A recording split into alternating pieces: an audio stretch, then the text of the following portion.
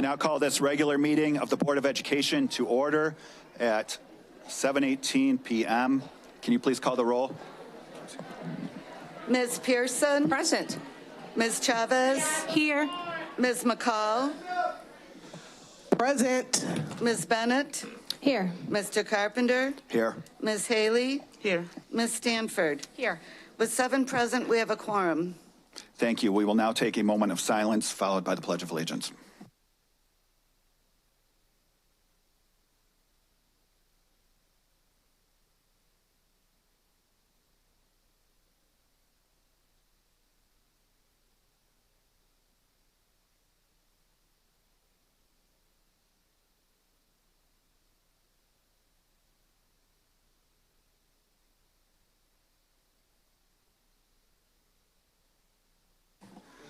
Thank you. As we start each board meeting, it's important to remember that the mission of Rockford Public Schools is to collaboratively engage all students in an equitable first-class education for a changing world.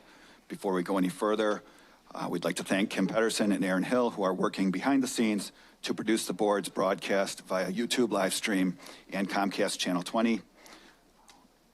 I would also like to welcome Superintendent's Student Advisory Council member, Ilinka Mihai from Jefferson High School.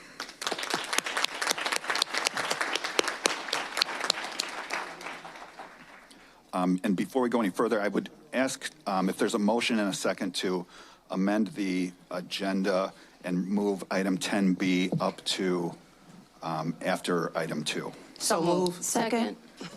Thank you. Is there any discussion on that? I guess if you want to call the roll. Ms. Pearson? Yes. Ms. Chavez? Yes. Ms. McCall? Yes. Ms. Bennett? Yes. Mr. Carpenter? Yes. Ms. Haley? Yes. Ms. Stanford? Yes. The motion passes unanimously. Thank you. We will now move on to item 2, recognitions, and we will recognize and celebrate outstanding contributions in the district. And Ms. Stanford or Ms. Haley will lead us in that, or Ms. Pearson.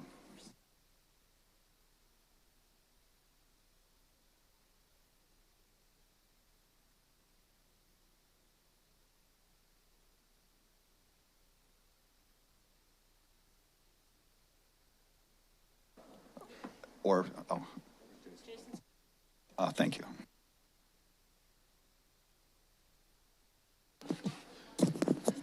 All right, we are here to recognize our LEAP students, our second LEAP cohort, our future special education teachers. I got to say, it's really good to see so many teachers show up to recognize our LEAP candidates. I really appreciate it.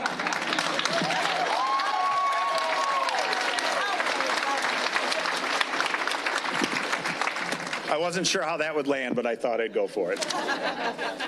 All right. So as many of you know, our LEAP program has had a profound impact on our district, on our ability to fill special ed vacancies. This is our second cohort that we are graduating.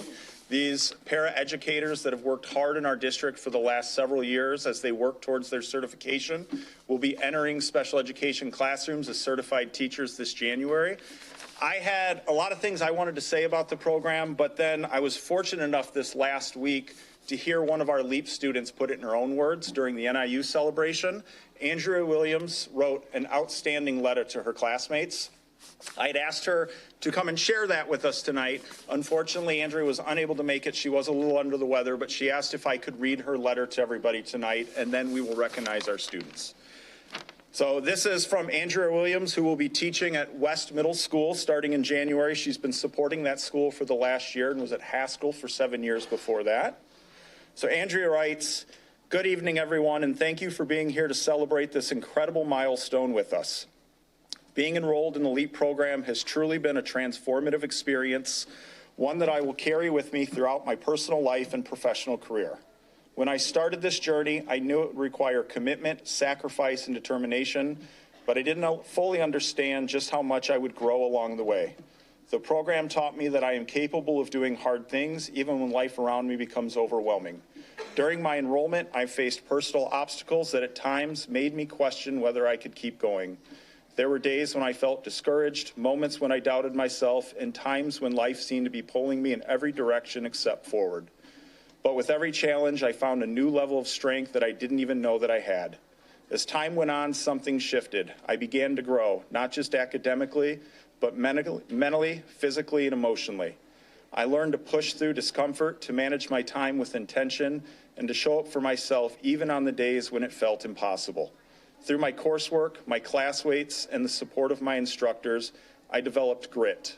I learned what perseverance truly looks like, not just continuing when things are easy, but continuing even when things feel impossible.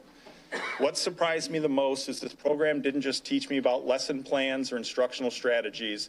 It taught me about myself. It helped me overcome adversity. It gave me confidence in my purpose.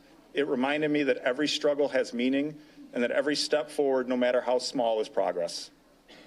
The LEAP program showed me the power of community. I met peers who were balancing full-time jobs, caring for families, navigating their own personal battles, yet still showing up with dedication and passion. Being surrounded by people who were striving, growing, and overcoming made me want to push even harder. It reminded me that none of us are ever alone in this process. We leaned on each other, learned from each other, and motivated each other. That sense of connection is something I will cherish forever. Most importantly, this journey showed me the true meaning of possibility. It reminded me that when you believe in yourself and when you allow others to believe in you too, doors open you never thought were meant for you. I stand here today stronger, more confident, and more determined than ever to make an impact in the lives of the students and communities I serve. To the instructors who supported us, challenged us, and guided us through every stage of this process, thank you. To my peers in the LEAP cohort, you inspire me. And to my family, friends, and everyone who cheered me through the tough days, your encouragement means more than you know. As we move forward, I hope we all hold on to the lessons that we've learned, that adversity does not define us, that growth requires bravery, and that we are far more capable than we often give ourselves credit for. Completing this program is not the end. It is the beginning of a new chapter filled with purpose, opportunity, and endless potential. Thank you, LEAP, for changing not just my path, but my belief in what is possible. And congratulations to all of us. We did it, and we did it together.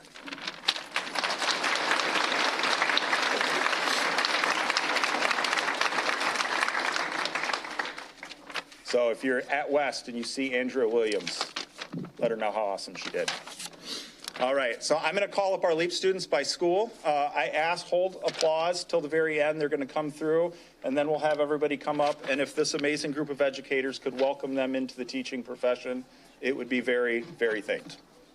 From Auburn High School, we have Nichelle Woolfolk, Olivia Ferguson, and Emily Toth. From Cherry Valley, we have Sarah Moe. From Eisenhower, we have Alexa Melton and Sarah Ostergarden. From Flynn, we have Natasha Strateski. Froberg, we have Maeve Thomas. From Gregory, we have Alexandria Sensor. From Hillman, we have Jessica De Leon. From Kennedy, we have Kiki Perez and Joseph Wagner. From Lewis Lemon, we have Sam Jones. From McIntosh, we have Joaquin Stinson. From Risa, we have Shauna Underwood and Amber Smith. And from West Middle School, we have Andrea Williams.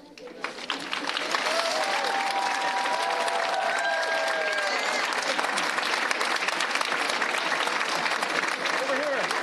Oh, we stay here? Okay. Right there. They want a photo. They want to get a photo real quick.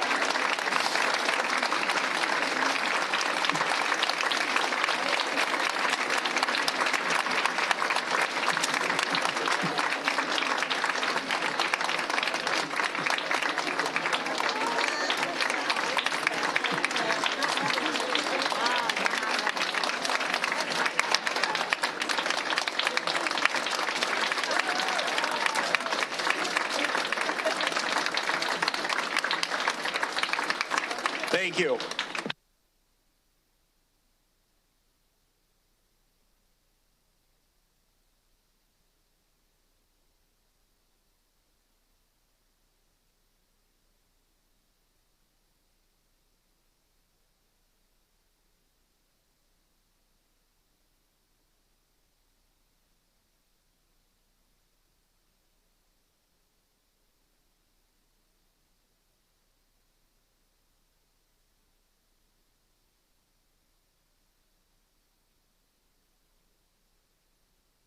Okay, Ms. Pearson. Good evening. We are excited to honor our PS 205's outstanding staff, students, and coaches to celebrate their great achievements. After you hear your name or team called, please come forward to make your way through the inner circle to shake hands with the school board members and the superintendent's cabinet. You will then proceed to the hallway where you will receive a certificate and either your patch or pin and have an opportunity for photographs. Audience, please hold your applause until the very end. We apologize in advance if we pronounce any names incorrectly. Congratulations to Guilford High School senior Hannah King on swimming her way to the IHSA state finals in both the 50-yard freestyle and the 100-yard backstroke. We also want to recognize her coach, Dawn Hodelmeyer.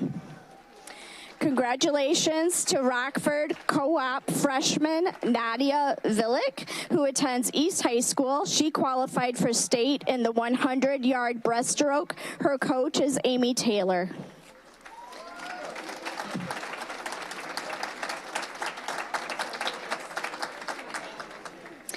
Five RPS 205 artists representing 3 schools were chosen in the inaugural holiday card contest at Noah's Ark Animal Shelter.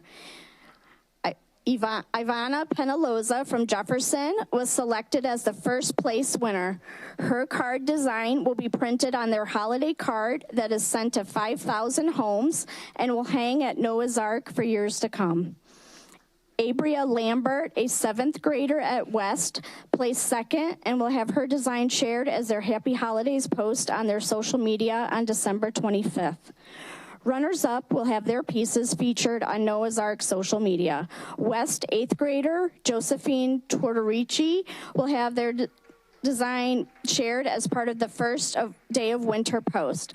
Ani Ramirez Aguilar, 8th grade at Risa Middle School, will have their design featured as part of the holiday adoption special.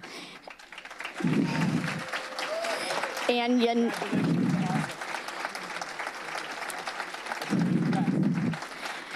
Yaneli Cecilia Amanza, 7th grade, also at Risa, will have their design used on New Year's Day. Congratulations to these talented artists. That concludes the recognitions portion of the board meeting. Let's give everyone a warm round of applause.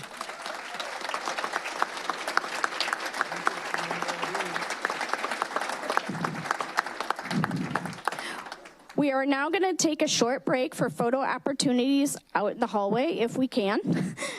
And when we return, we will have a presentation from Conklin Academy Principal Brad Smith on his school's success.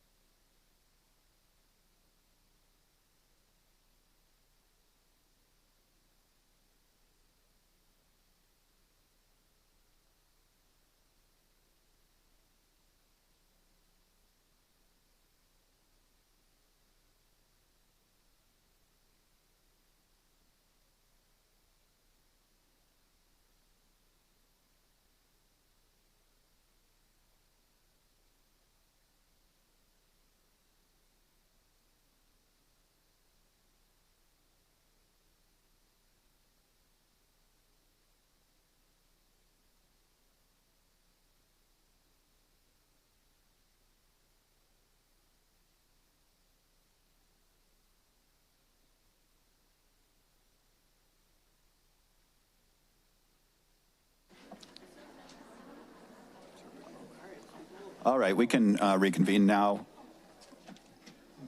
Mr. Smith? If Mr. Smith is ready, we can reconvene. Sorry.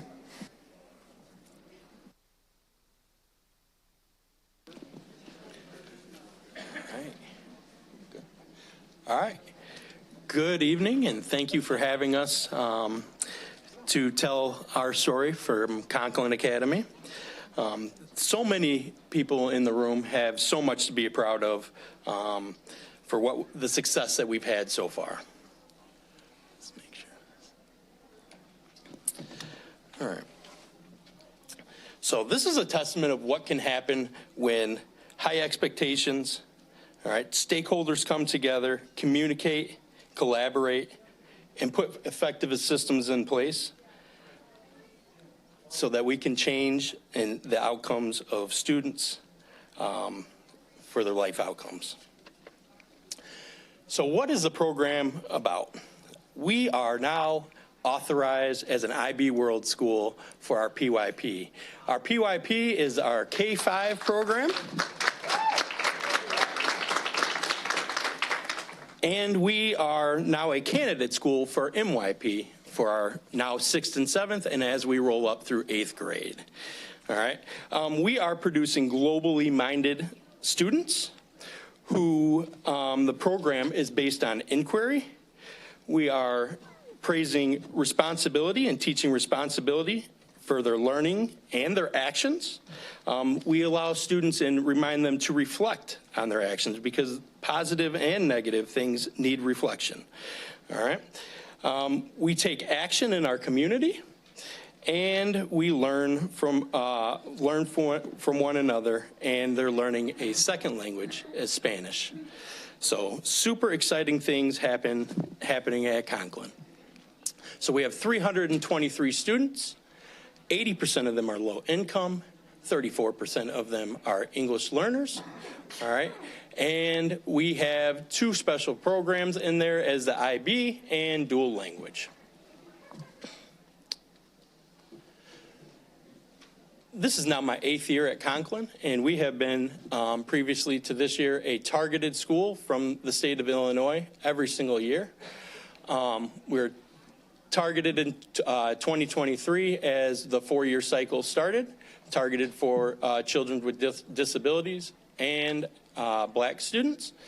2024 targeted for Black students, but with the hard work of everyone involved, we are now a commendable school with no subgroups underperforming, and that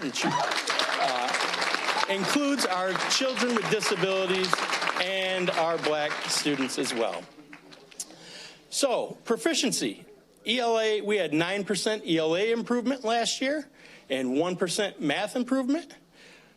The journey is far from over, but we are continuing to progress.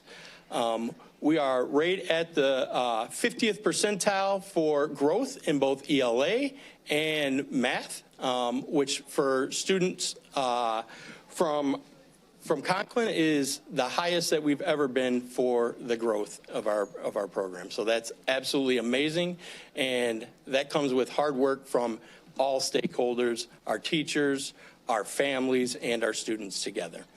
All right. We had three points ELA growth, and we did not gain any points in the math growth, but we did get 6 points for our increase in Black subgroup on our summative designation score. So tremendous work from our teachers, our families, and our students as well. So in our theory of action, which we created in our SIP plan, we decided if we collectively improve our Tier 1 classroom environments and Tier 1 instruction, then we will see increased growth and achievement for each student. And this will lead to a greater sense of student belonging and better attendance. Our attendance 2 years ago when we started the program, or 3 years ago when we started the program, was about 50%, a little over 50% chronic absenteeism. We're down below 25% now. So we've cut that in half in just a couple years.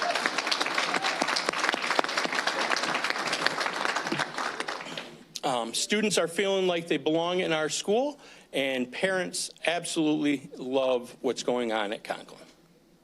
So I'm going to pass it on to Marin Reed, our IB coordinator, and she's going to tell you a little bit more about the program. Good evening. So when we think about that Tier 1 instruction and what we're doing to implement that, what does that mean? What does that entail? Well, a lot of that is implementing the IB framework. So Brad touched on that a little bit with the inquiry-based. Another piece of that is a transdisciplinary learning, where we're thinking about how do we kind of include all of our subjects together, so we're learning about reading and science at the same time as we're doing that. And so that's a piece of that. And so we've really used that IB framework to increase our academic rigor and set those high expectations. Part of the IB framework is also something called the learner profile attributes, which really focuses on that social emotional rigor as well. And so using things that the district has provided for us, like Wayfinder, and also that those IB frameworks, we've really pushed that social emotional rigor. And we've really looked at how do we increase our MTSS processes across the whole building in both academic and behavior to help increase that rigor. And so through doing that, you can see the results in our commendable status and our attendance and things like that. We've also really focused it on communicating high expectations to all of our stakeholders. So students, right? We expect you to come to school. We expect you to be here ready to learn. And we're seeing that change. Also communicating high expectations with our staff, and especially with collaboration. That's a huge part of being part of an IB. And so we have a lot of collaboration that happens within our PLCs at Conklin. And that is a huge part of our success, is being able to have successful PLCs. Our parents are also, and our families are also as stakeholders, and letting them know what our expectations are and how we want them involved in their children's schooling. And that's an important piece of that. Another really big piece has been the professional development that we've been able to do. A lot of IB professional development, where we've been able to bring trained International Baccalaureate staff to Conklin to do some of that training. We've been able to send people to that training. We also went through a lot of standards-based learning with the Marzano group, so that we could really focus on making sure that we understand what that standards-based learning is and that our students are understanding that. We've implemented scales to help them, which gives them ownership of the learning and helps them understand where they're at and what they can go to work on next. It also is a great communication piece for parents. And again, it goes back to that collaboration among staff members. It gives us a common language for when we're talking about where our students are at and what they're learning. And then also student engagement, some of the same things that other elementary schools are working on across the district, with that building that student engagement with explicit instruction. And so being able to incorporate those things together while we have some IB pieces that we're working on, but also keeping in line with some of the things that the district is seeing as important, because they're all of our students. And so in doing all of those things, we've gotten that authorized PYP school status, which was exciting to do in 2 years. We moved from targeted to commendable. We have that chronic absenteeism down to 22.9%.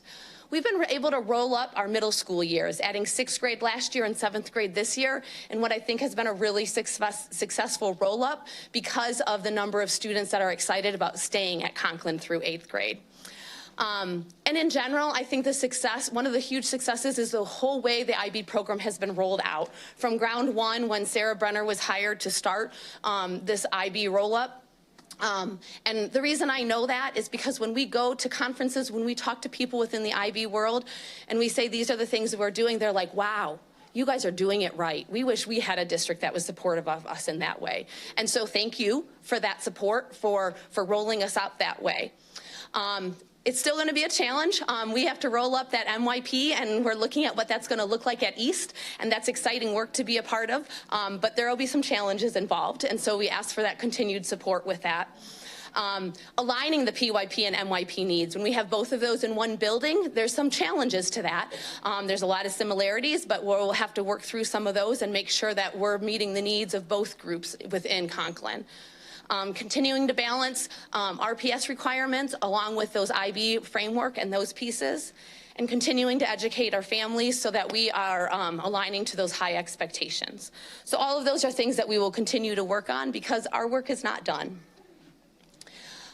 But just to kind of sum up, we have officially joined the ranks of the International Baccalaureate World Schools. We did that within 2 years, which is a culmination of professional training, planning, and collaboration by Conklin staff.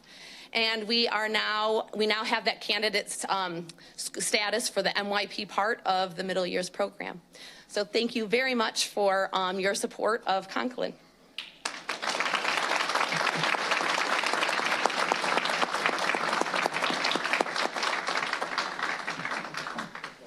Does anyone have any questions? Ms. Pearson.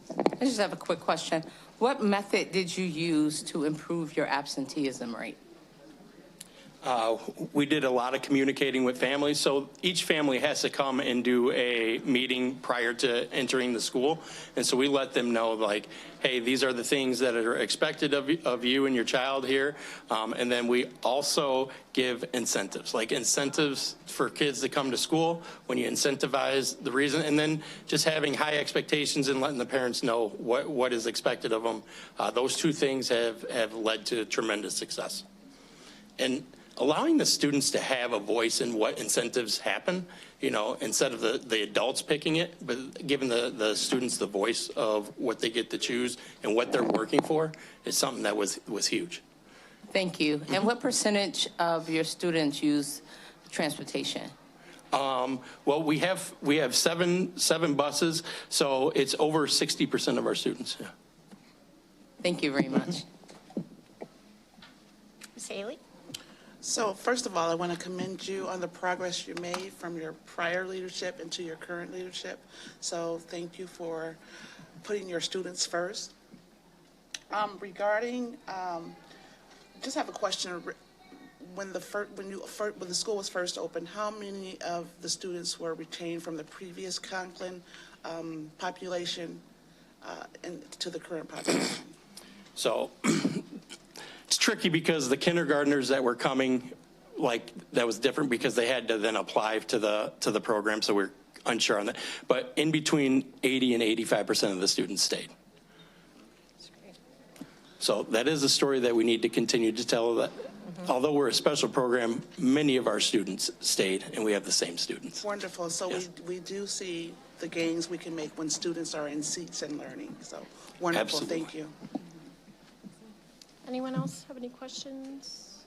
I just want to say thanks to all the Conklin staff that came out to support tonight.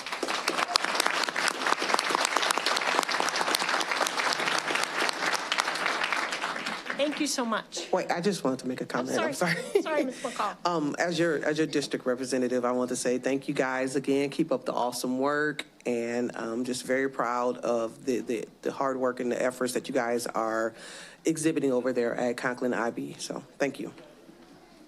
Thank you so much. Thank you very much. And if anybody would like to come and take a tour, you're more than welcome. Email me, call me anytime, and we'll get you in to see the awesome things that are going on. Thank you very much. Thank you. Yeah. That concludes the stakeholders portion of the meeting. Thank you very much. We are going to move on to item 10B that was moved up, which is the appointment of Dr. Larry Huff as superintendent, contingent upon execution of a 3-year agreement with a starting annual salary of $285,000. May I have a motion and a second to approve item 10B? So moved. Second. Thank you. Is there any discussion? Ms. Pearson. Welcome, Dr. Huff. Thank you. Thank you. I just wanted to make a comment myself. Thank you, Dr. Huff, for being here tonight. I also want to thank the community, staff, students, family, and stakeholders for their contributions in this process. Their input guided us throughout this process. I also want to thank our RPS staff for who helped us organize and complete this process. That includes communications department, Yashika Goldsmith, Takana Crowder, Laura Fromm. Thank you very, very much also to Dr. Jarrett for your leadership and graciousness during this transition period. I especially want to thank our board members for the hours of dedication that you put into this process. It was a labor of love, but it was some labor. Ms. McCall. again, just to echo some of the things the board president Carpenter has stated, I'm very, very proud of the work that we've done as a whole, as a community. The community participated in our listening sessions and all of the things, the surveys and things that were offered to help us find our leadership profile, and we took that in consideration as we interviewed candidates. And I'm just very, very excited about Dr. Huff and what he's going to bring to our district, and it's going to be great. So thank you to everybody who participated in the community. Thank you to all of the board. As board president has stated, I just want to say from the bottom of my heart, it was not an easy task, but it was also an enjoyable thing because we have such talent. That's the amount of talent that wanted to come and represent and work with our community, Rockford, Illinois. We need to be proud about that, and we need to embrace our new superintendent, Dr. Huff, when he comes. And thank you again, Dr. Jarrett, for all of your leadership over the past 13 years. So thank you all.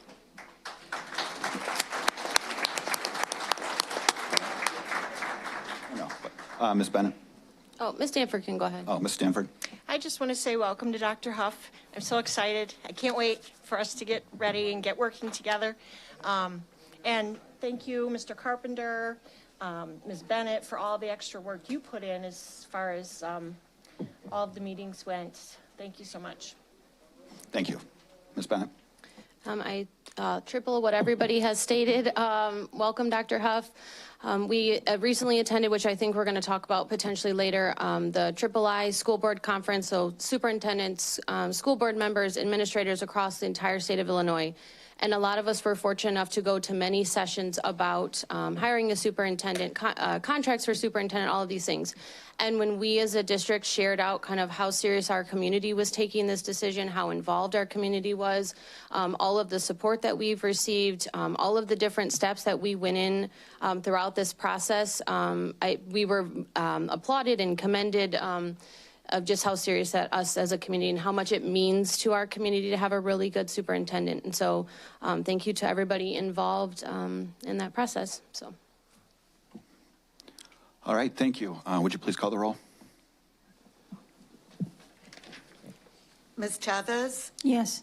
Ms. McCall? Yes. Ms. Bennett? Yes. Mr. Carpenter? Yes. Ms. Haley? Yes. Ms. Stanford? 100% yes. Ms. Pearson? Yes. The motion passes unanimously.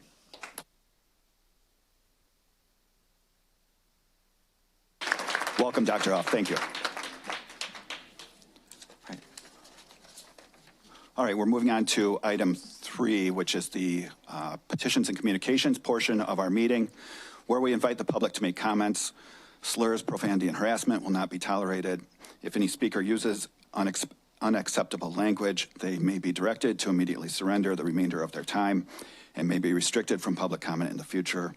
The board will not respond to comments at this time. If it's appropriate, you will be contacted in a timely manner by staff.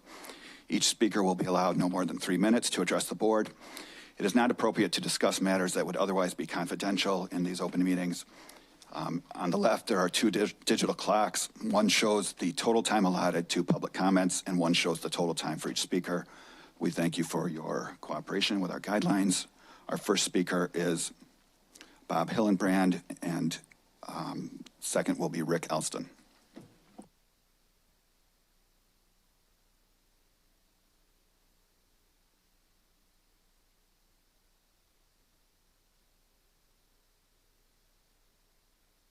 And a resident of Subdistrict C. I'm here to address and make some critiques of the rough draft on school safety.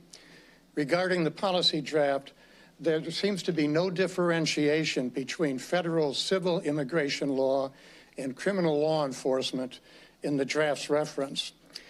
The Safe Schools for All Act was passed specifically to address federal civil immigration enforcement, not criminal enforcement, because ICE does not operate with the constitutional restraint of regular police departments. The question is, why is the policy not making this differentiation? The lack of differentiation between these 2 types of law means there's no specificity as to responses by District 205 or its school staff and administrators in the event of an ICE presence. I note that vague policies and practices beg of lawsuits. There's an echo here, and maybe more, of the people who care lawsuits of 3 decades ago. The proposed policy gives great deference to federal law enforcement more than to students and their families. The draft assumes that ICE will contact families regarding detention or kidnapping. It also assumes against evidence that ICE will behave respectfully and legally. Please look at courtroom evidence. Look at published evidence. Look at filmed evidence. ICE has routinely broken both federal and local laws. The district's proposed policy gives no confidence to immigrant families whether they are undocumented, documented, or full citizen. Nada. The policy does not account for the potential trauma to those faced with the presence of armed and masked law enforcement. The draft policy and related practices should be amended to state that no ICE or federal officer shall be allowed entry to any District 205 facility, event, or function until the district's legal department has been contacted, has ruled, and has responded. The policy remains vague about who is responsible at any given district site, function, or event for engaging ICE and for securing the safety of students, visitors, volunteers, staff, should ICE or related forces arrive. The vagaries of the draft not only place student safety in doubt, but also the safety of teachers, staff, volunteers, and visitors. A couple of other things the district could be doing with this policy. Parents and guardians have every right to be informed about this policy in total. The policy should be freely available to the public from the district's website. Thank you. The time is up. Thank you.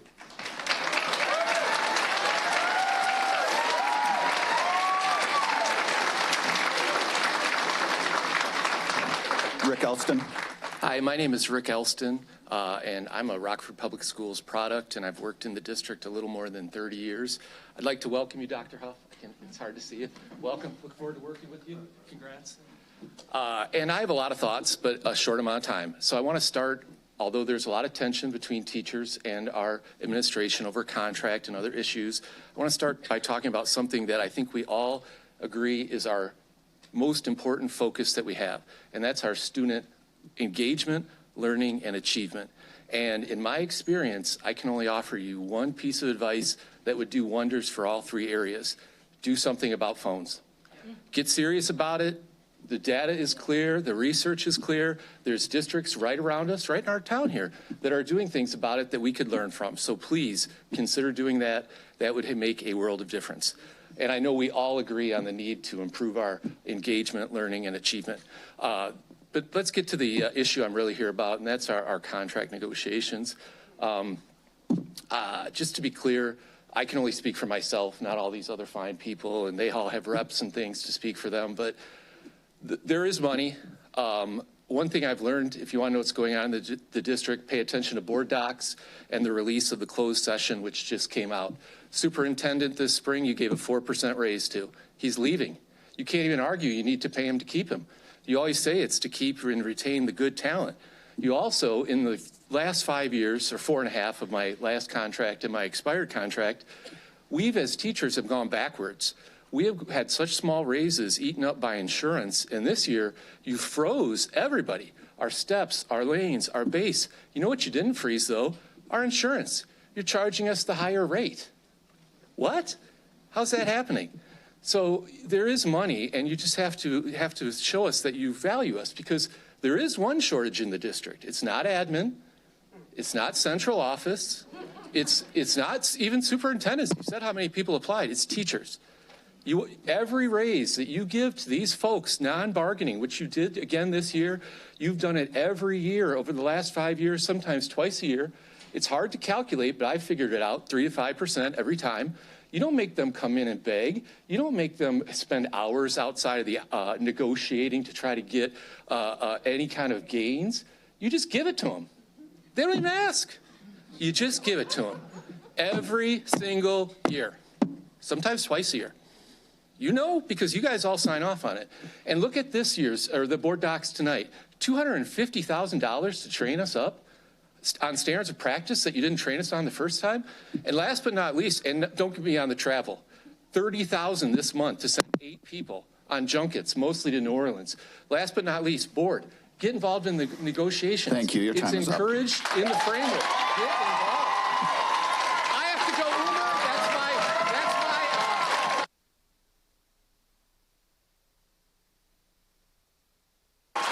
All right, Jennifer Deacon is next.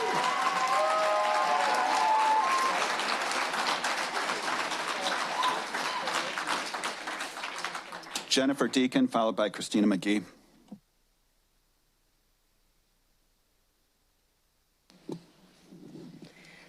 Jennifer Deacon. I work in the pods at Auburn along with 5 other teachers covering 6 classrooms. In general, RPS high school students must enter their respective schools going through an evolved security system manned with security guards. For years, we have asked that the same security measures be employed at the pods to ensure the same level of safety as the rest of the students and staff have. Instead, 3 new and entirely different security features have been added to the pods. Mr. Barthel, Chief Information Officer, defends these decisions, stating some inconvenience is worth the safety, which of course is the main priority. However, the pods are still not secure, and the added features are not just merely inconvenient. They can be detrimental to the very safety we are trying to achieve.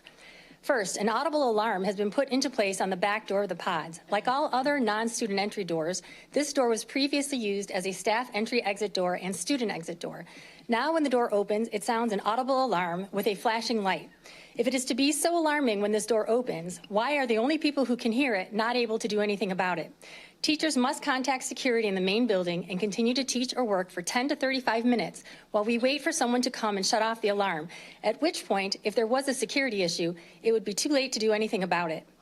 In addition, it has removed direct access to the buses after school, removed a warm place for students to wait when buses are late, which has already happened this year, removed the most efficient route for students to reach classrooms on the south side of the main building, and most concerning, it would alert an active shooter that the door was just opened. Second, a $52,000 10-foot fence was erected to enclose the walkway from the pods to the main building. Theoretically, this area would be secure after students enter the main building through Evolve and allow students to flow freely to and from the main building and the pods. However, students must still wait outside to be buzzed into either space. We were told doors must remain locked because students could still acquire weapons in the fenced-in area, which is also why they must still go through Evolve to go back into the main building.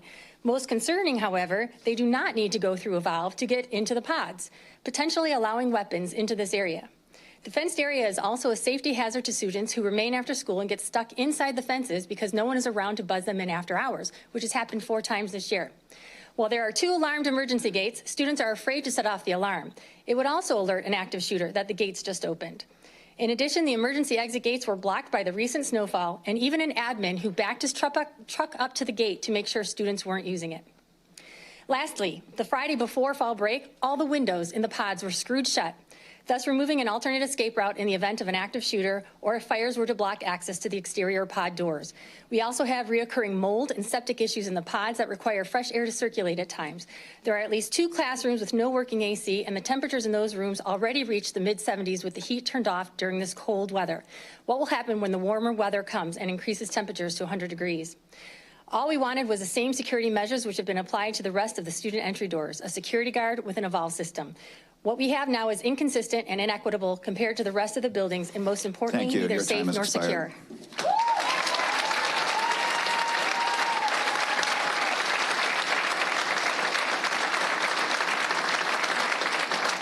Christina McGee.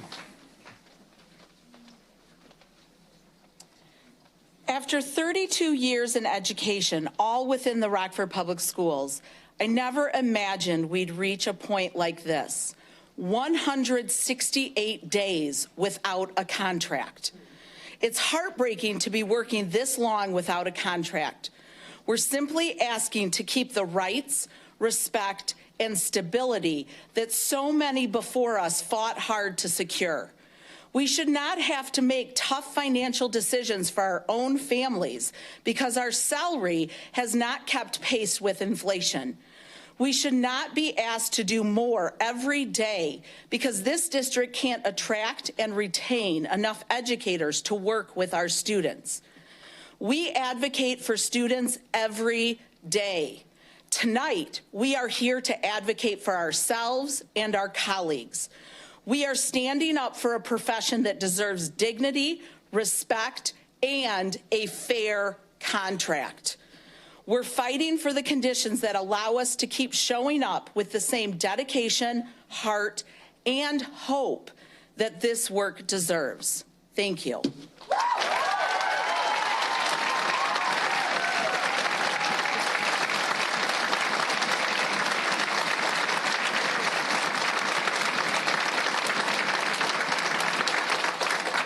Next speaker will be, I believe, Stephen Brooks, and then Elizabeth Ulrich.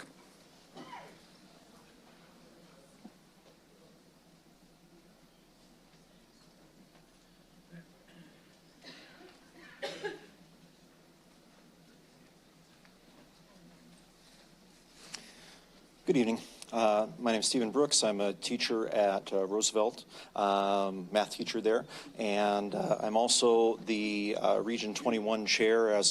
I'm a board member on the Illinois Education Association Board of Directors. One of the things that we have done recently with the loss of SNAP benefits there for a while, I wanted to share with you tonight. The Illinois Education Association has initiated a program called IEA Feeds Illinois, and so they've encouraged across the state for locals like the Rockford Education Association and for regions to go ahead and hold food drives and raise awareness and get money into the hands of the people that need it and were affected most by the loss of those benefits. So I wanted to share with you tonight that in a very short amount of time here, 3 weeks time here, the Rockford Education Association and Region 21, which also includes our Rockford Building Maintenance Association, our Rockford Educational Support Professional Association, and our Hearing Interpreters Association,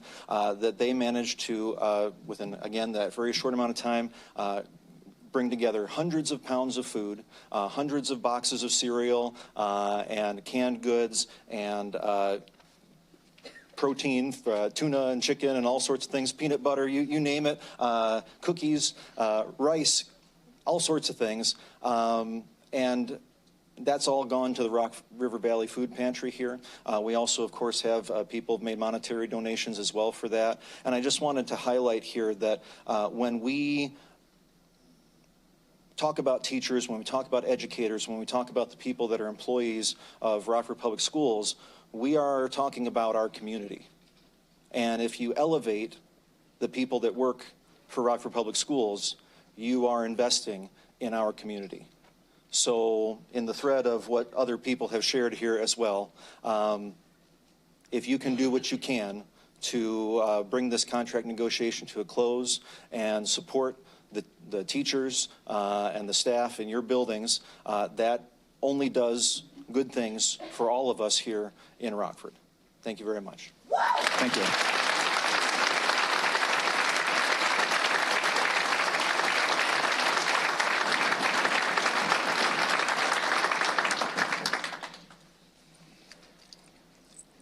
Hi, my name is Elizabeth Ulrich. I'm a counselor at West Middle School. This is year 21 in the district for me. I spent 18 years at Jefferson High School as a counselor there. Now this is year 3 for me as a counselor at West. So when I started in 2005, insurance premiums for me for medical and dental was $12.50 a month. That was it. That was incredible. When my husband was laid off and I had to cover him, it was $25 a month for medical and dental for 2 adults. I know it's not 2005 anymore. We don't have George W. Bush in office. We're not in the Iraq War, whatever other markers you want to say. This is not 2005 anymore. So it is appropriate that our premiums have gone up some. But I do want to draw attention to everyone, to all of us that are here in the room. A lot of people that were here before me, those that maybe have retired by now, what have you, took freezes or very, very tiny increases on the pay schedule to keep that fabulous insurance. So for at least the 20 years that I've been working here, and now year 21, our pay scale has been underpriced because we took very small increases or at times freezes. I can't speak for everyone, but I'm not greedy. I don't need everything. I don't want to bankrupt the school district. I deserve more than what I'm getting though. Several years ago, I believe it was in 2010, I got to go to the Illinois School Counselors Association yearly conference. It happened to fall during spring break, so I wasn't missing any work to go. And the theme of that conference was do more with less. How are we supposed to do more with less?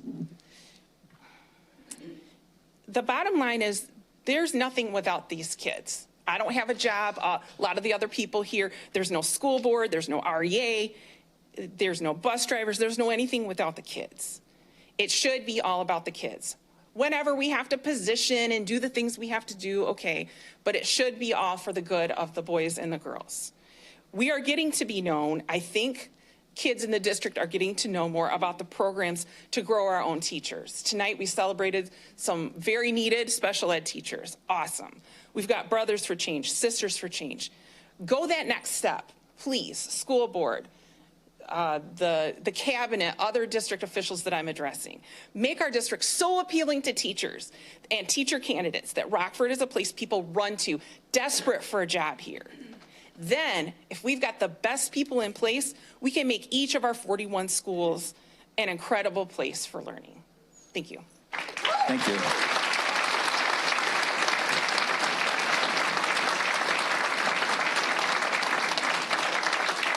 Next is Danny Perot, and then Ada Rosemore.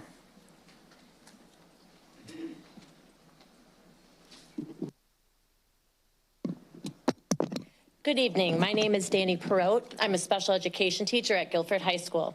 You say that you want to attract and retain teachers. You even stated that when you said that you were raising the salary $75,000 to attract a quality superintendent. That statement is no longer deserves to be taken seriously. The tentative agreement you presented in October was insulting. It told educators exactly how little you value our work, our time, and our expertise. If you believe that contract would attain and retain teachers, then you are either completely out of touch or deliberately ignoring reality. I reviewed the board HR reports from August 19th through November 18th. This year, you approved 270.2 positions, the equivalent of 54 full-time teachers you do not have. Instead of having the ability to hire educators due to pay and working conditions, you chose the most expensive workaround possible. Those 0.2 positions cost this district over $4 million. Being able to hire teachers would have cost under $3 million. That is over $1 million wasted because you refuse to fix staffing. Special education is where your decisions have done the most damage, however. There are 500 special education students without case managers in their own buildings, 500 students without legally required supports. That reflects a shortage of roughly 30 special education teachers. Current teachers had to take on the task of writing 5 or 10 extra IEPs. That comes out to them writing 22 to 27 IEPs a year. Each one takes 3 to 5 hours to write properly. You are demanding hundreds of hours of specialized labor, even though you are paying them and pretending that is acceptable. That practice has cost the district $450,000. Instead of solving the problem, you try to buy compliance. You offer stipends to lure teachers into high-need classrooms, LIMI and BD, at a cost of $111,000. That is not a solution. That is an admission that your system is failing. Teachers are not leaving because they don't care. They are leaving because you're burning them out and calling it leadership. If you want to attract and retain teachers, stop offering contracts that ignore workload and reality. Fix staffing. Respect the professionals who are already here. If you truly valued educators, this district would not be bleeding teachers, and the fact that it is tells us everything we need to know. Let me be very clear. This district is not failing to retain teachers by accident. You are driving them out. You are exhausting them, overloading them, and then blaming the teacher shortage on everyone except yourselves. By the way, since when does a room capacity matter? Our classrooms are at or over capacity every day. All right, thank you.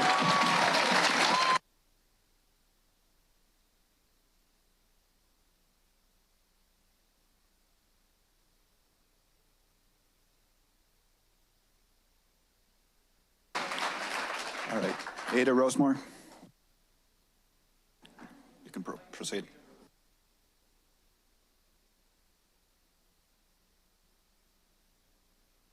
Try it now. Oh, thank you. My name is Ada Rosemore. I'm a second-year teacher at Roosevelt Community Education Center and a second-year master's student at Rockford University. I also live in Madison, Wisconsin. I make that trip every single day, 5 days a week, because I love working at Roosevelt. I care deeply about the students that I have there, and the community that I've found is incredibly important to me. But the contract negotiations that I've experienced for the first time have made me feel like I am not valued in this district. I have military experience. I worked in industry as a chemist. I have worked in hospitals. I have a lot of qualifying positions that would make me attractive to a lot of districts. And I don't feel a lot of desire for me to stay here.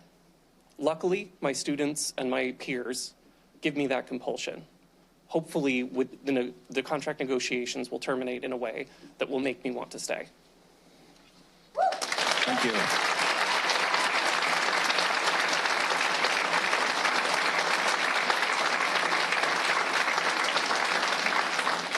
We're now moving on to item 4, report and action on items that proceeded through the Performance and Monitoring Committee. 4A is the School-Based Health Center. Administration is requesting the board give direction regarding which path to follow, either to pursue an RFP or RFQ for the Student-Based Health Center, or to begin negotiations with Mile Square Health. Is there any motion or discussion? Ms. Bennett? I would enter a motion to move forward with Mile Square for our student-based health center. Second. Second. Second. Oh. I agree. Any other discussion? Ms. Bennett? Just a comment. I very much appreciated their presentation and how thorough the presentation was. I'm really looking forward to all of the wraparound support that our students are going to have access to, wraparound supports that their family is going to have access to, the fact that siblings, family members, caregivers, all of them have access as well. I'm really excited about that. So that's all. Thank you for everybody's hard work on getting that forward. Thank you for those comments. Ms. Pearson? Yes, so I just want to say, I think it's, I'm really glad that they came and did a presentation, and I would encourage the board to continue that process when we have something significant like that, because as we learned additional information, specifically with the dollar amount, that was very important, and it really goes to show that we can benefit from pumping the brakes just a little bit and requesting more information before launching forward. Thank you so much. Thank you. Any other discussion? If not, would you please call the roll? This is yes, this was a motion by Ms. Bennett, and I think Ms. Stanford seconded, and maybe Ms. Chavez and Pearson, but so it's a motion to move forward with Mile Square. Ms. McCall? Yes. Ms. Bennett? Yes. Mr. Carpenter? Yes. Ms. Haley? Yes. Ms. Stanford? Yes. Ms. Pearson? Yes. Ms. Chavez? Yes. The motion passes unanimously. Thank you very much.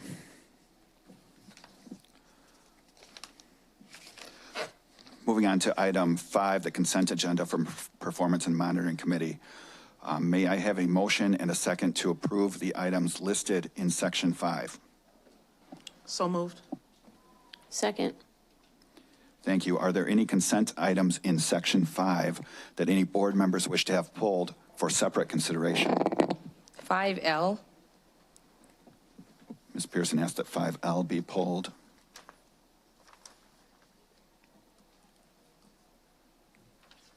And seeing none others, can you please call the roll for all of the items that have not been pulled in section 5? Ms. Bennett?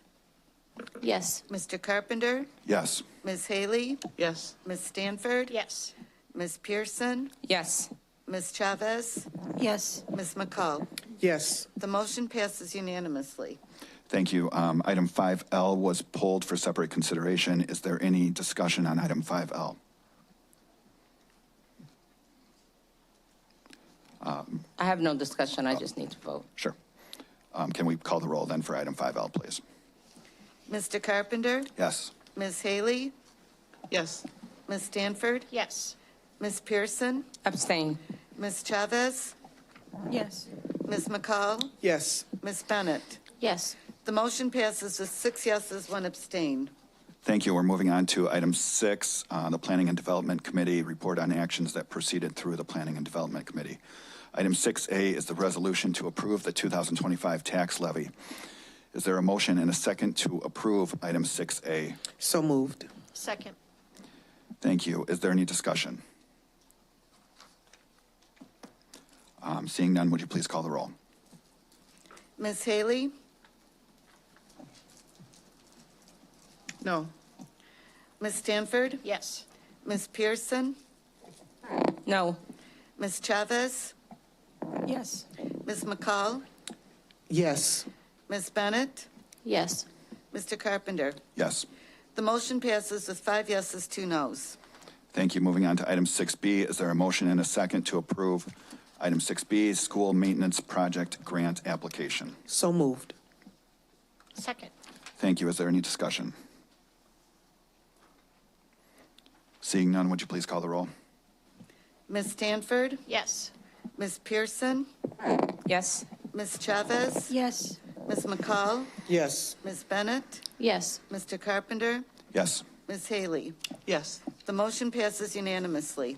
Thank you. Moving on to item 6C. Is there a motion and a second to approve item 6C, the memorandum of understanding with the Rockford Park District for the Bloom Park Playground Project? So moved.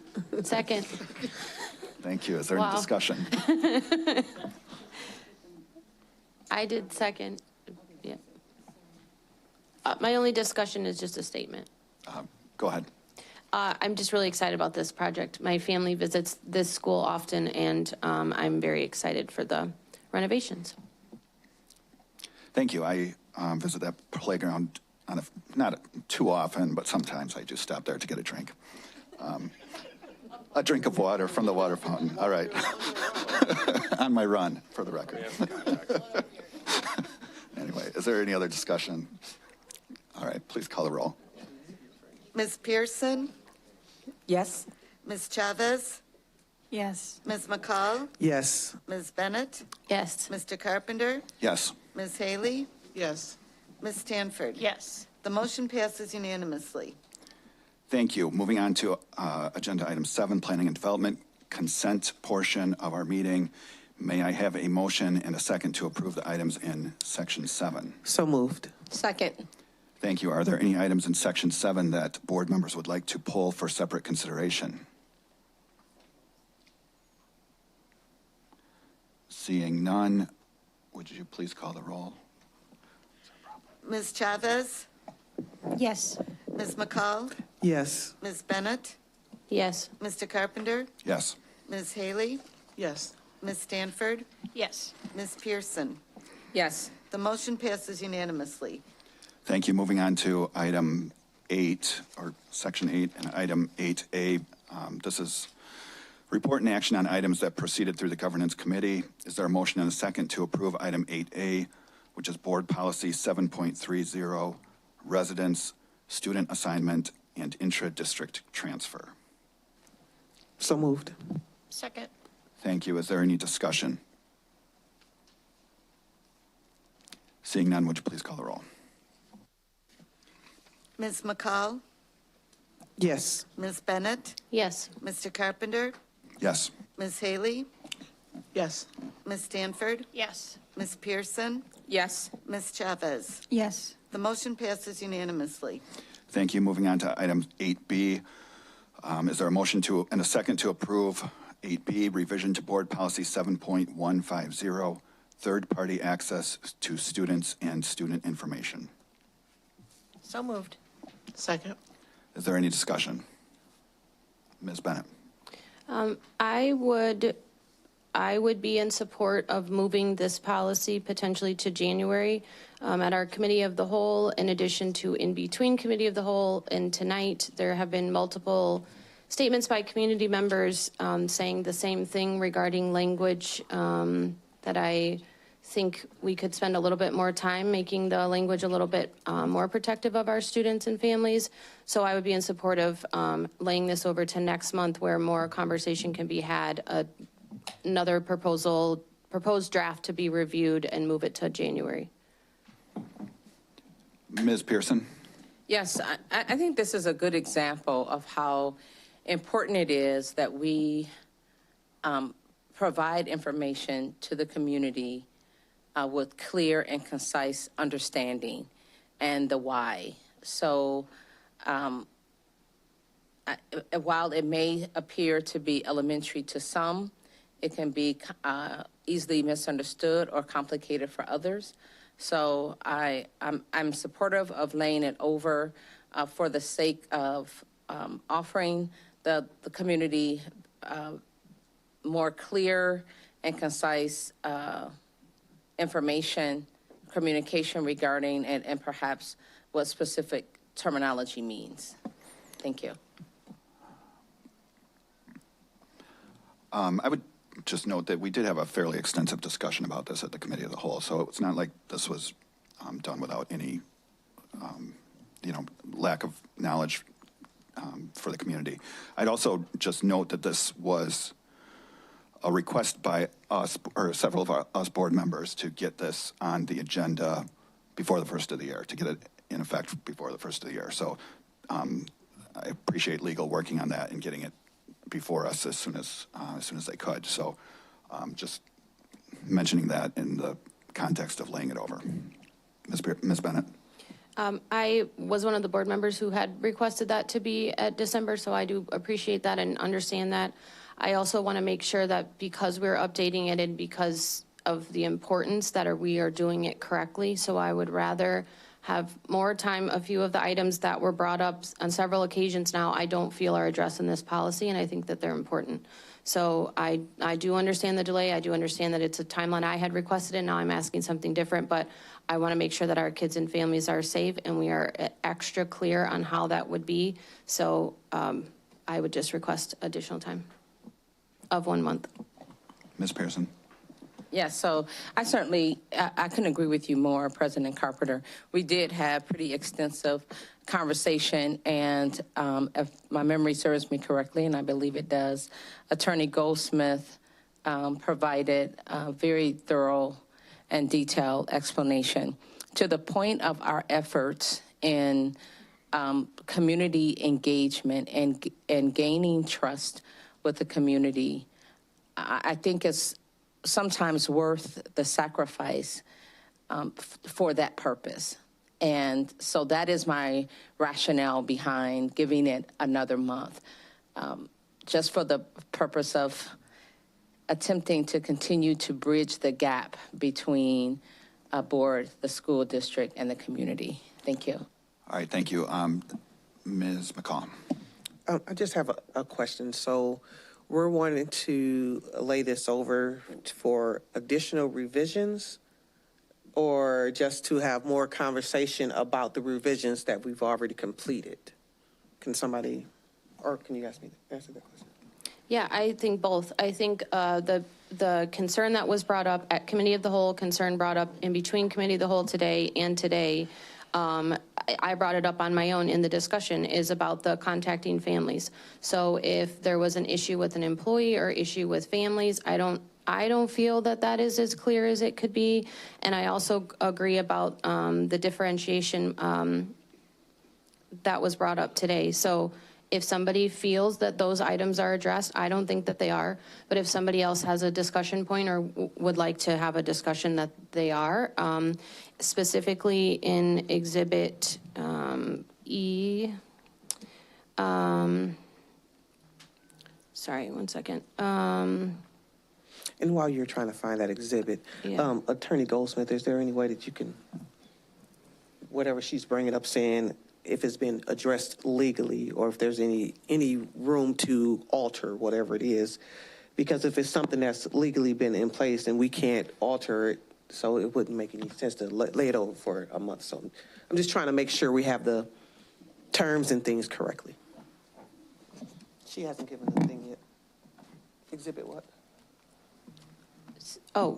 Sorry, do you want Attorney Goldsmith to answer, or are you asking me to answer?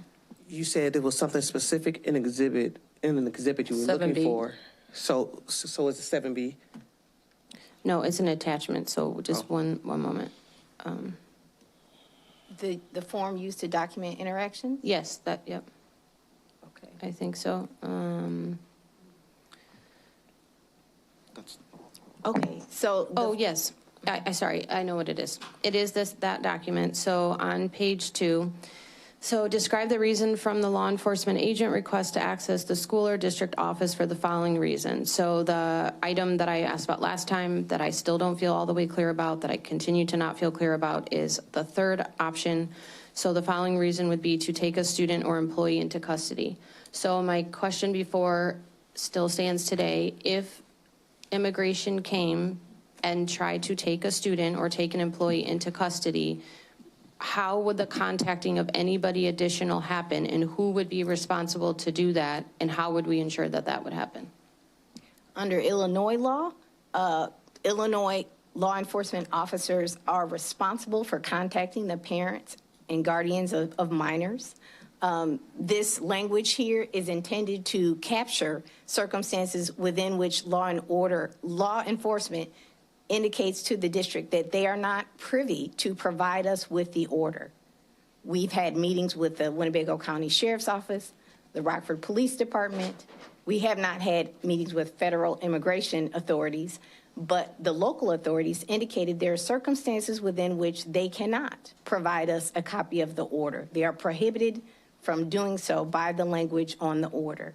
So to the extent that school administrators are there to educate students, we certainly will comply with the statute, do the best that we can to stand in the shoes of the parents to protect students, but we will not obstruct law enforcement when they are there at the school, indicating that they have an order to take a student into custody.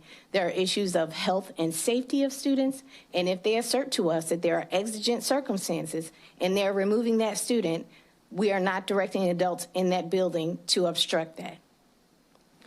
So I understand that, especially the exigent circumstances. So in the previous page, it says authorization presented by law enforcement agent, make copies. Okay, so warrant, subpoena, exigent circumstances. 3 questions down, to take a student or employee in custody, it does not say like, has exigent circumstances been met, and then these specific things. It's my understanding that in that section, it doesn't necessarily say that one is leading to the other. Does that make sense of what I'm saying? Yes. It's not saying like, if yes to this question, go to this question, and then these specific things can follow. To me, it seems as though that as I'm filling out this form, that I have a warrant, so would that mean that I could do these things, or could I take a student or employee into custody without? Law enforcement may have an order, and within that judge's order, it may say that they are not allowed to provide the district a copy of that order. But if they assert to the administration that I have the order, I cannot show it to you, I cannot give it to you, we have to rely on that assertion. So then what would happen next?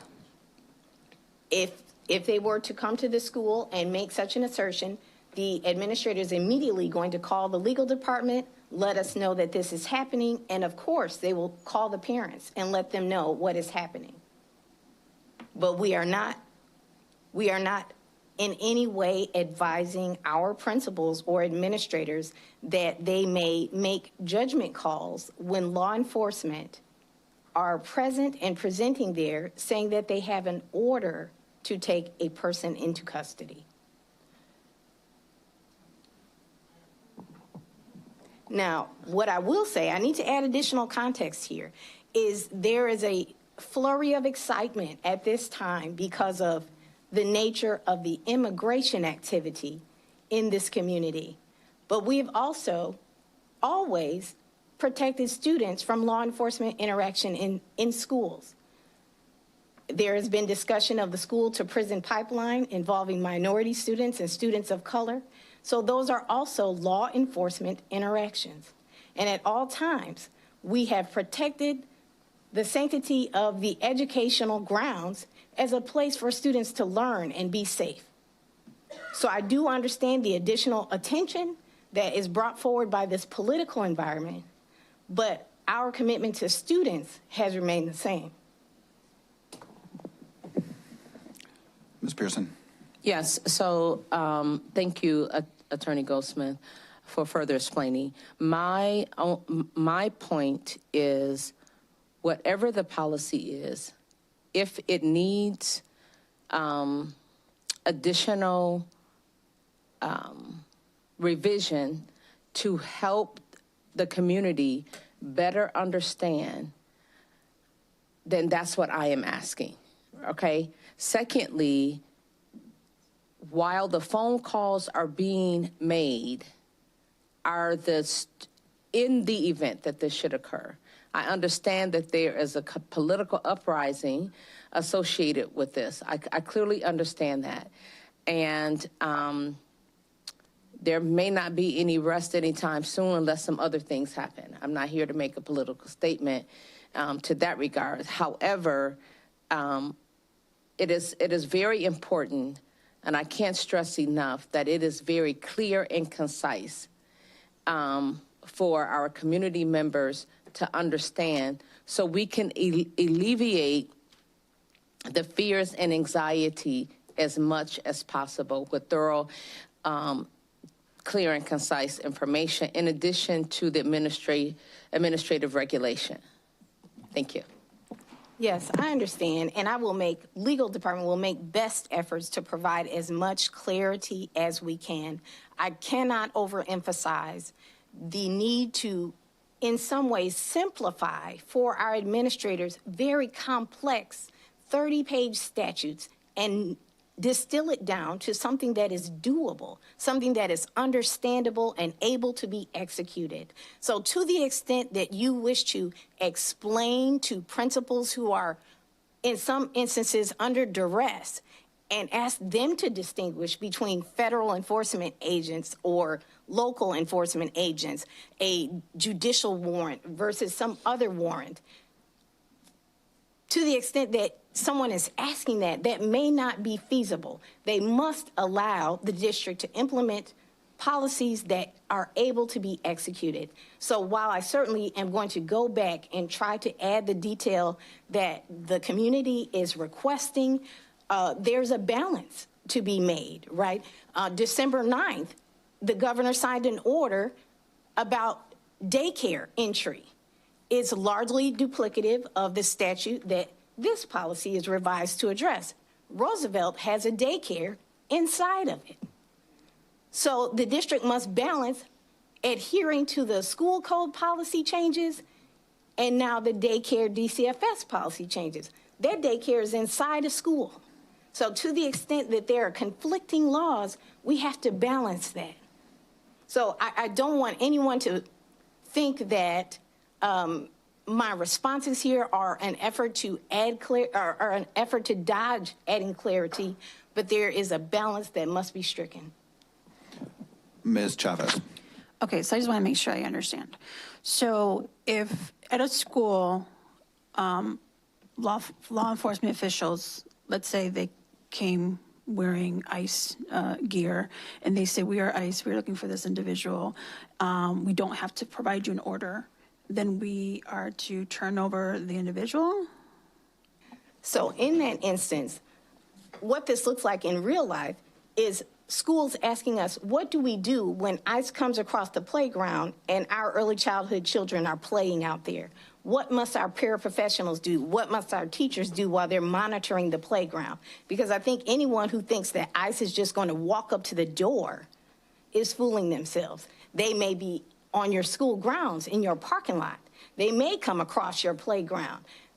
We've seen the interactions, right? So I think the effort that the district has made repeatedly and for months on end is to educate all school staff on an appropriate procedure and policy that is at the helm, directed by its administrators, its principals and assistant principals. But all school staff must have some idea of what to do in that circumstance. And I think that anyone knows that If someone marches up to a playground to take a 6-year-old off of the monkey bars, no one is going to simply let that happen. Somebody's going to take the child into the building and then say to the principal, they're here, they're trying to take this student. And somebody's going to make a quick phone call to legal or maybe to the school resource officer, right? And we're trying to make that understandable and doable. Okay. This kind of leads to something else. Okay.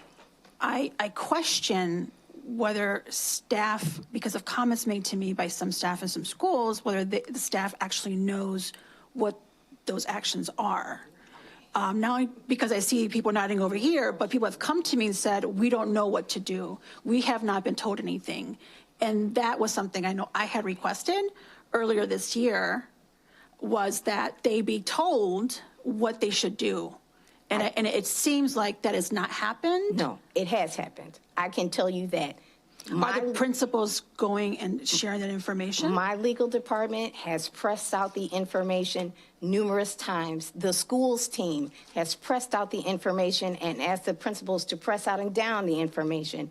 The legal team will be presenting at the principals' monthly meeting in January. We have been repeating and reiterating the message. We have been.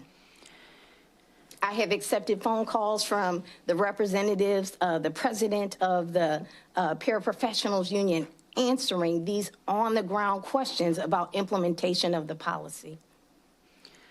I still question that. I still wonder and doubt that. And I don't know. Maybe we can discuss this later, but I just don't feel confident in that answer.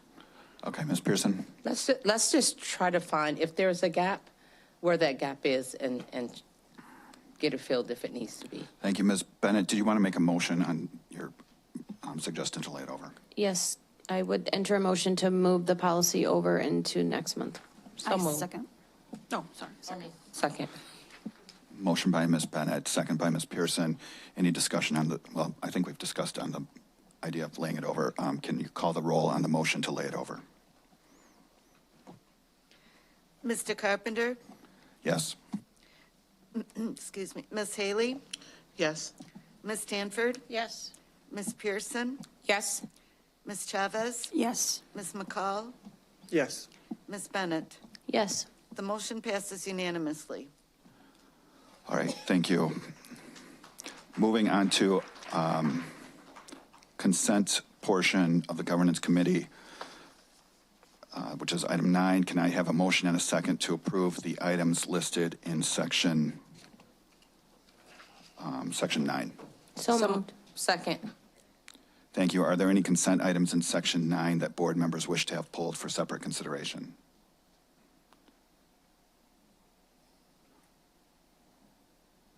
Seeing none, would you please call the roll? Ms.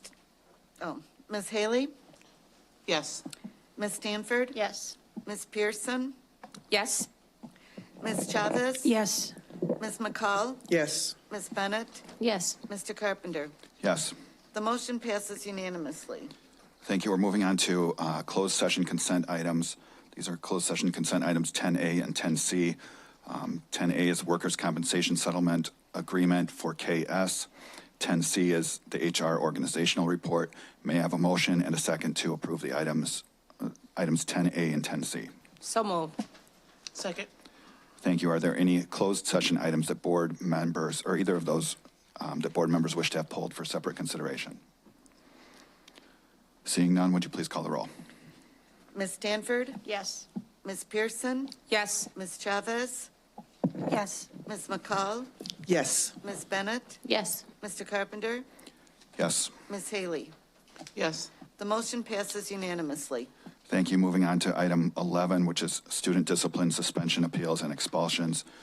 Item 11A is student P0025X-26, who would be expelled for 2 calendar years from the date of board action, which would be 12/16 of 25 through 12/15 of 27. 11B is student P00226X-26, who would be expelled for 2 calendar years from the date of board action, 12/16/25 to 12/15/27. 11C is P0027X-26, who would be expelled for 2 calendar years from the date of board action, 12/16/25 to 12/15/27. 11D is student P0028X-26. That expulsion would be held in abeyance contingent upon an expulsion and abeyance agreement for the remainder of the 25-26 school year through the entire 26-27 school year. Item 11E is student P0029X-26, who would be expelled for 2 calendar years from the date of board action, so 12-16-25 through 12-15-27. 11F is student P0030X-26, who would be expelled for the remainder of the 25-26 school year through the entire 26-27 school year.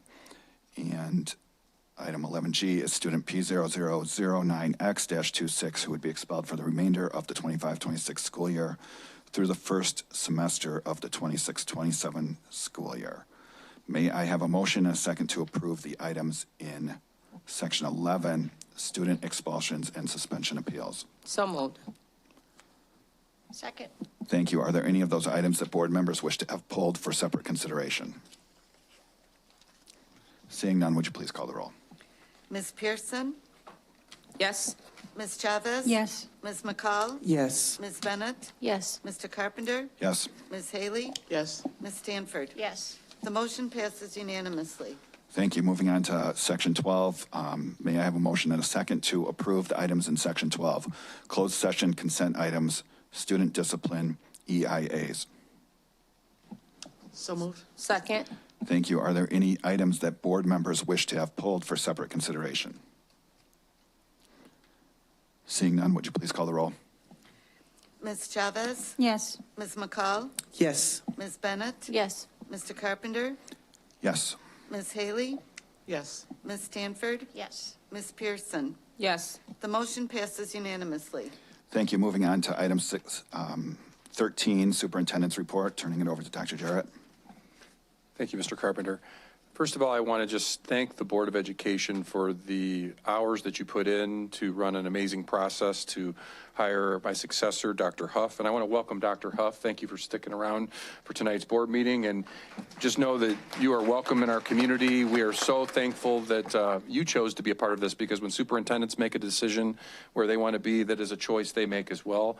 And we are grateful that you chose to be part of our community, and we look forward to working with you. One of the things that was really important to me when I made my decision to transition to a new role was to make sure we had a long period of time for that transition.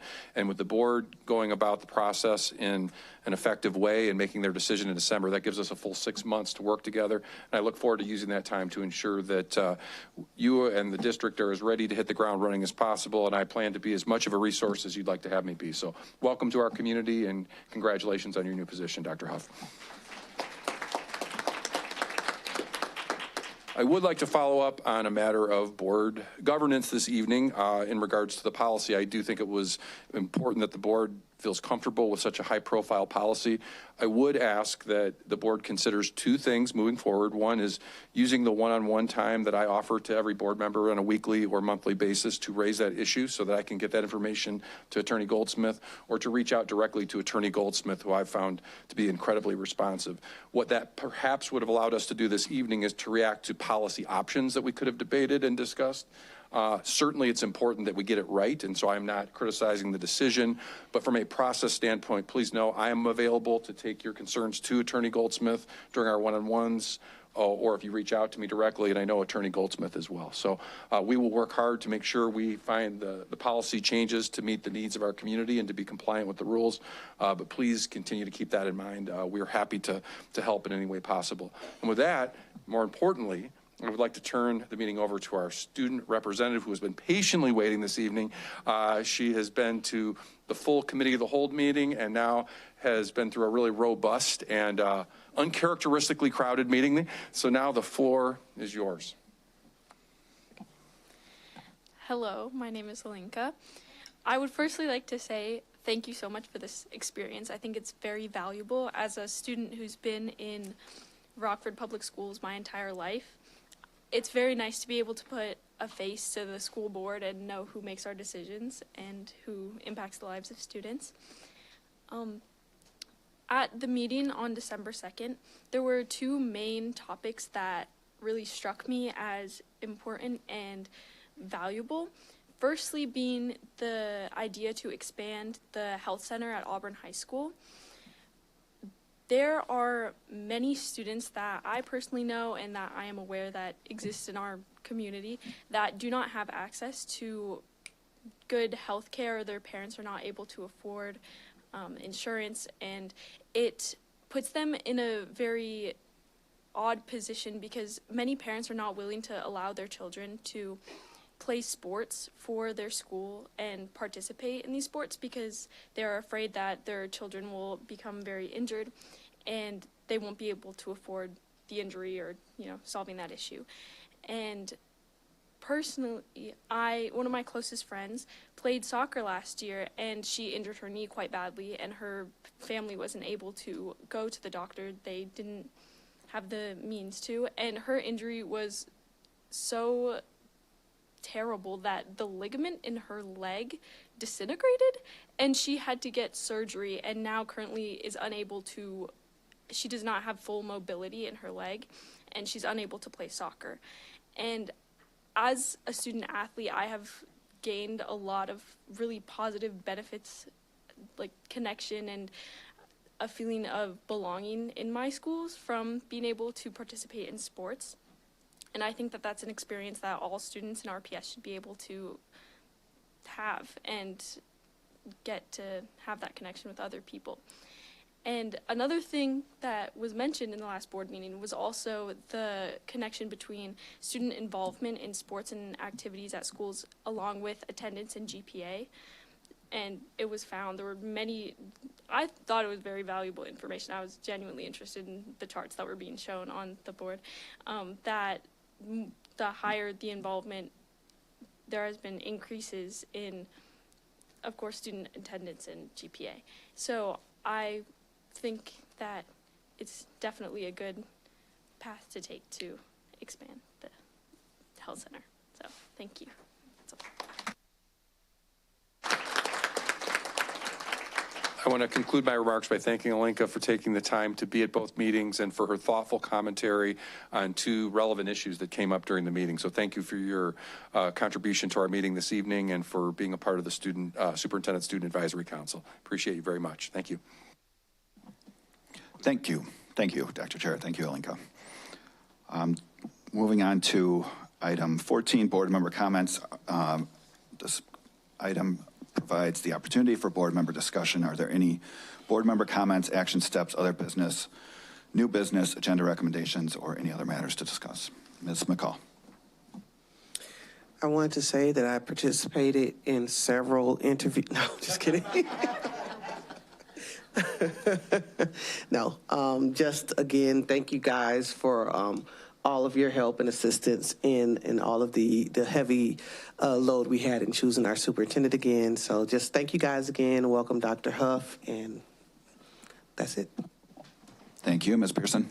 Yes, I know that this is in progress, but I just want, and there may have been some mixed communications or not getting caught up, but it's really important that we revisit a method of educating our families on EIAs and how important it is for parents to respond and what we can do to help educate them on that process so we don't have to escalate it or to an actual expulsion. So whatever that looks like, I'm open. There's been a lot going on, and I know there's been some discussion and some return. Please forgive me if I missed any communication, but certain events that have come up reminds me that that's something that we really need to make sure that community is educated on. Thank you. Would you want that added to the committee of the whole agenda at some point? Yes. Okay, we'll get that on. Ms. Chavez? Yeah, I was just wondering, I don't know if it's allowed legally, but are we going to allow, if he wishes, Dr. Huff to say some words, or? Oh, we did? Okay. Yeah, what? Yes, if he wants to, he's welcome to. Sorry, I should have asked that earlier when we voted on your appointment, though.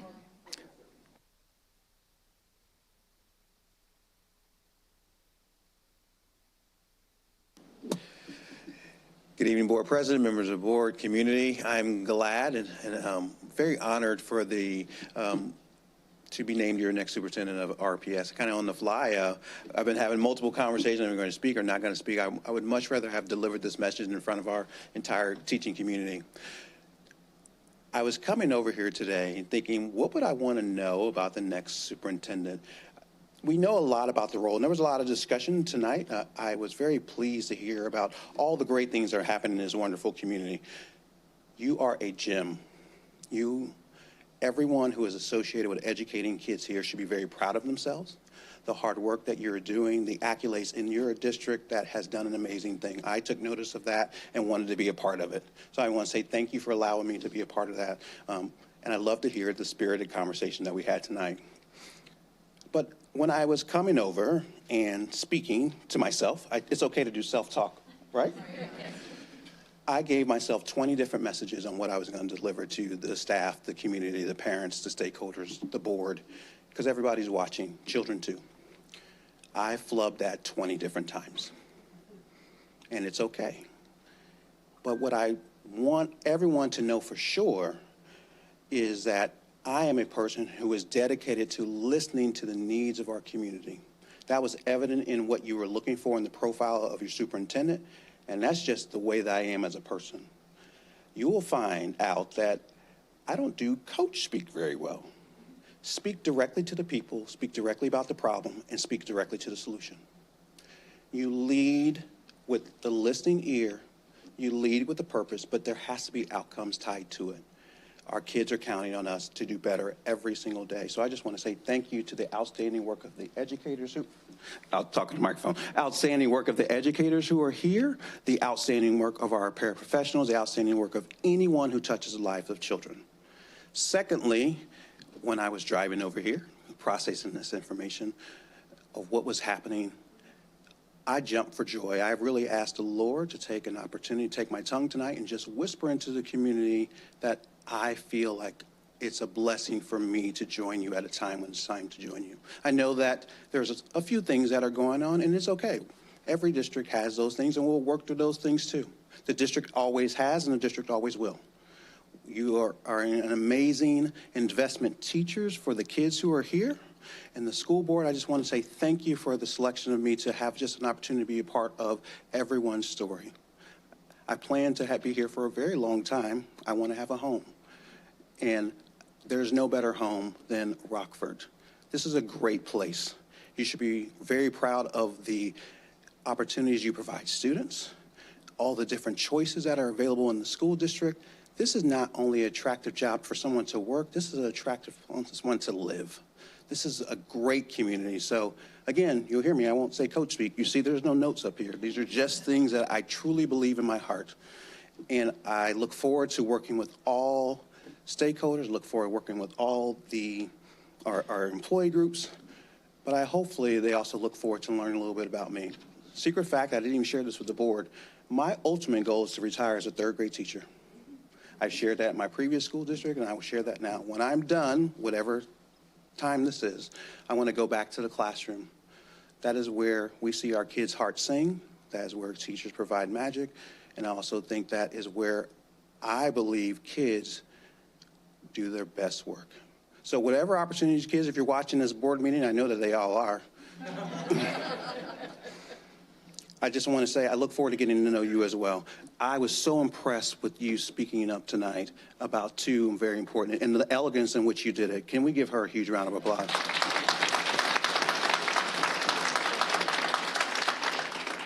The calmness and the clarity in which you spoke about those things, I just wrote in my notebook, I need to make sure I shake her hand before I get out of here. So I just want to tell you thank you for the work that you've done.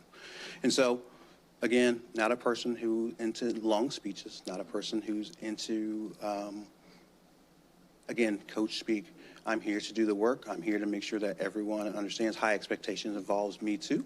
It involves our staff, and our kids will benefit for it. You're already doing great things. Let's continue to do that work, and let's make sure we do this work together. And so that's all I had to share.